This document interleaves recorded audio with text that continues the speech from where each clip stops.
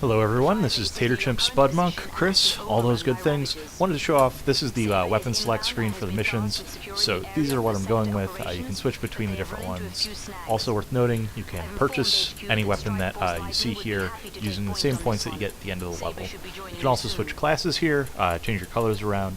This is what I'm sticking with, so let's get into it. So as you can see, this weapon is a missile launcher. Sweet, another achievement.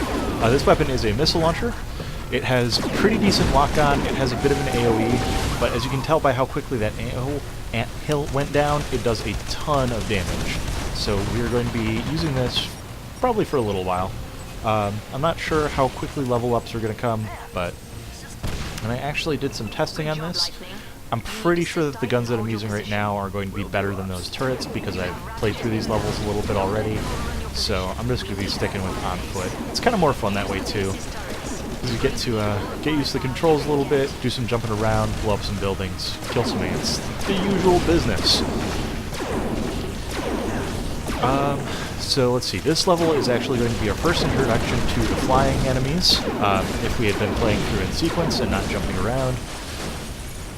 And it's also continuing with the Hectors. There's a lot of anthills that it's important on later levels to know the positionings, but really there's not much you can do with it. I think this is also where we get introduced to the most annoying enemy in the game, which I didn't talk about last time. So as soon as one comes up, I'll let you guys know. Actually, yeah, it looks like each one of these missile blasts is capable of taking out a single ant, which is pretty good, actually. I'll switch to the machine gun just to showcase that a bit. It has a decently fast rate of fire, and it looks like maybe just 3 or 4 shots in order to take out an ant, which is pretty powerful at this stage in the game. So we're okay with that. There is no anthill. Excuse me. There is no anthill over there. We are dealing with just a fixed spawn. Pretty soon we are going to get another drop. Here's that.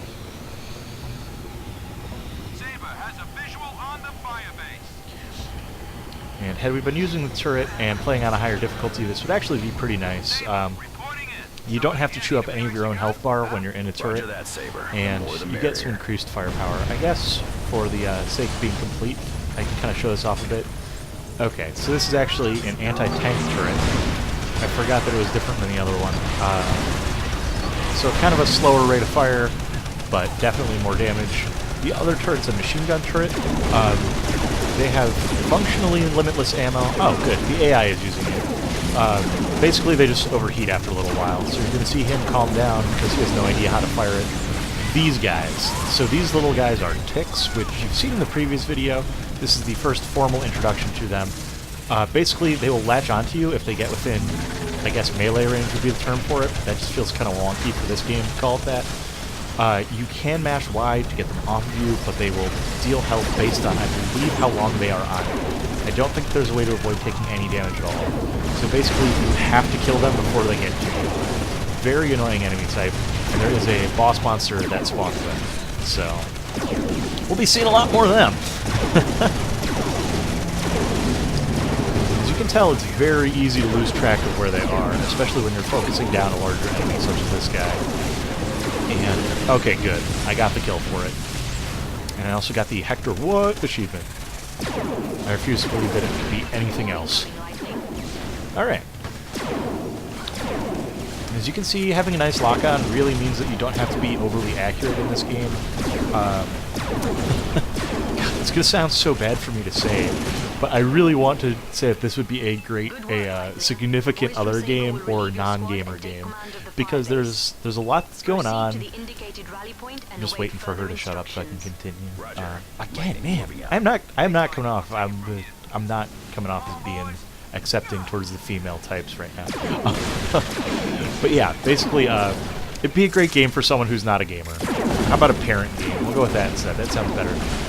Because a lot of the weapons you don't need to be overly precise with. The enemies, a lot of them are fairly large, so even if you have a weapon like a machine gun, you don't have to be too accurate with it. And as much as I was saying before that movement is essential, I mean, on the easier difficulties, you can kind of turret yourself out a bit while you get used to it. Just kind of taking it one stick at a time.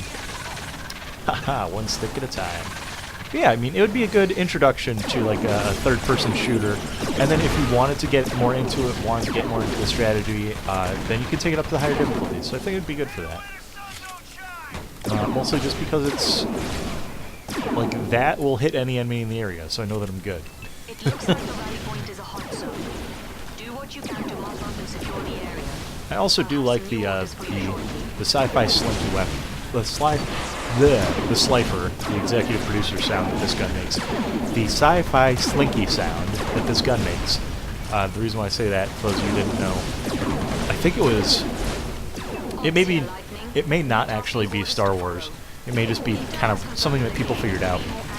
But one way to make the kind of sound effect that this gun is making is if you have a slinky and you coil it up in one end and then let go of it so that it produces a little wave, the wave that it creates actually sounds a lot like that. Just a neat little sound effects thing.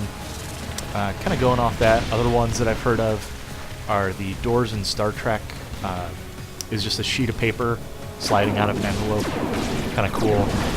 It's always neat the low-budget ways that they come up with that kind of stuff. So here we have 3 anthills that we have to take out.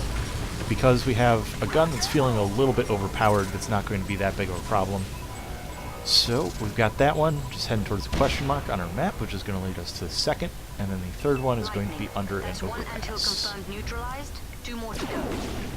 Alright, and now we get to see the flying enemies, which fortunately our gun has pretty tremendous lock-on to dealing with them, and it is able to one-shot them, so we have aerial dominance at this point in the game. Oh, it was just right over there. Okay. I was wrong. We actually have a carrier, which I believe at this point we are not expected to take out. Well, I could be wrong on that. Because I believe the carrier's first formal introduction is at the end of this level. Or possibly the next level. If only I had been playing this game in sequence, I would sound like I know so much more about it. And as you'll see, because this is the first time we've seen this enemy, this is the first time that you would see this enemy in the game. Wow, we're getting achievements left and right. It's a good thing that's going to slow down rapidly as this continues. Some of the achievements in this game are absolutely ridiculous. Kind of Gears of War seriously levels of why would you make me do that? Okay, there's the other angle. I forget the exact numbers, but basically, we've killed 100 ticks. I think there's one for 5,000. So if you devote your heart and soul to this game, you can get them. It's really going to take a while to grind it out. Some of the later levels, and definitely the ant hills later on will spawn much more ants. The higher difficulties, the enemy concentration goes through the roof. Like, these skies would just be black with enemies on Inferno, which is actually a lot of fun. The game really, it picks up a lot in the later levels, which is fortunate. And I think this actually might be it for this level. Yeah, it is. Alright, so here you go. 2,500 score, 300 kills. See you guys next time.